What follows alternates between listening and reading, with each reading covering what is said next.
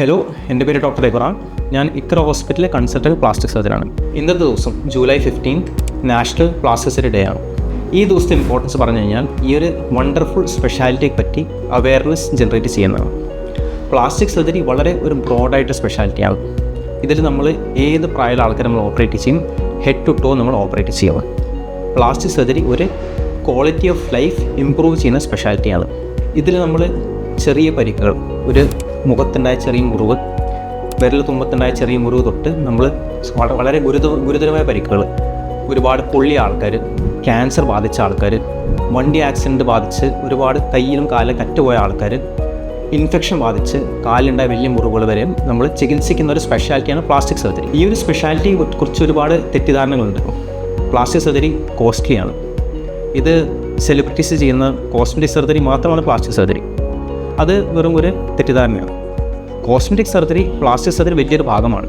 നമ്മൾ മൂക്കിൽ ചെയ്യുന്ന റൈനോപ്ലാസ്റ്റി, പ്രായം കുറയ്ക്കാൻ ചെയ്യുന്ന ഫേസ് ലിഫ്റ്റ് സർജറി, വയറ് കുറയ്ക്കാനുള്ള ലൈപ്പോസക്ഷൻ സർജറി, അതുപോലെ തന്നെ സ്ത്രീകളുടെ മാറിൻ്റെ വലിപ്പം കൂട്ടാനും കുറയ്ക്കാനും ചെയ്യുന്ന ബ്രസ്റ്റ് സർജറികൾ എല്ലാം നമ്മുടെ പ്ലാസ്റ്റിക് സർജറി, കോസ്മെറ്റിക് സർജറി രണ്ടും വരുന്നൊരു വിഭാഗമാണ്.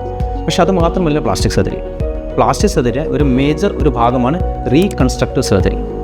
അതിന് വരുന്നത് നമ്മുടെ ഹാൻഡ് സർജറി. കൈക്ക് മുറിവ് പറ്റിയാൽ, വിരലറ്റ് പോയാൽ, കൈയുടെ ഞരമ്പുകൾ കട്ടായി പോയാൽ ചെയ്യുന്ന സർജറിയാണ് ഹാൻഡ് സർജറി. അതുപോലെ തന്നെ ബേൺ സർജറി. ബേൺസ് ഇന്ത്യയിൽ ഒരുപാട് ആൾക്കാർക്ക് പൊള്ളിലേറ്റ് വരുന്ന ആൾക്കാരുണ്ട്. ഈ പൊള്ളിയ മുറിവ് നമ്മൾ നീക്കം ചെയ്ത് വേറെടുത്ത് തൊലിയെടുത്ത് വെച്ച് ചെയ്ത് ആ വീണ്ടും മുറിവ് ഉണക്കിയെടുക്കുന്ന സർജറിയെ പറ്റി ബേൺ സർജറി എന്ന് പറയുന്നത്. അതുപോലെ തന്നെ ഡയബറ്റിക് ഫുട്ട് സർജറി. ഒരുപാട് ആൾക്കാർക്ക് ഷുഗർ വന്ന് കാലിൽ പഴുപ്പ് ബാധിച്ച് കാല് മുറിച്ച് മാറ്റേണ്ടി വരാറുണ്ട്. അങ്ങനത്തെ ആൾക്കാർക്ക് നമ്മൾ പ്ലാസ്റ്റിക് സർജറി ചെയ്ത് അവരുടെ കാല് ഈ മുറിച്ച് മാറ്റുക എന്ന് പറഞ്ഞാൽ നമുക്ക് ഒരുപാട് ആൾക്കാർ അവരുടെ കാലുകൾ രക്ഷപ്പെടുത്താൻ പറ്റും ഈ സർജറി കൊണ്ട്. അതുപോലെ തന്നെ ക്യാൻസർ ബാധിക്കുമ്പോൾ ആ ക്യാൻസർ ബാധിച്ച ഒരു ഏരിയ നമുക്ക് മുറിച്ച് മാറ്റേണ്ടി വരും. ആ മുറിച്ച് മാറ്റിയ ഏരിയ നമ്മൾ പ്ലാസ്റ്റിക് സർജറി ചെയ്ത് നമുക്ക് പഴയതുപോലെ ആക്കാൻ പറ്റിയ സർജറിയാണ് ക്യാൻസർ റീകൺസ്ട്രക്ഷൻ സർജറി എന്ന് പറയുന്നത്. ഇത്തരത്തിൽ ഒരുപാട് സബ് സ്പെഷ്യാലിറ്റീസ് ഉള്ള സ്പെഷ്യാലിറ്റിയാണ് പ്ലാസ്റ്റിക് സർജറി.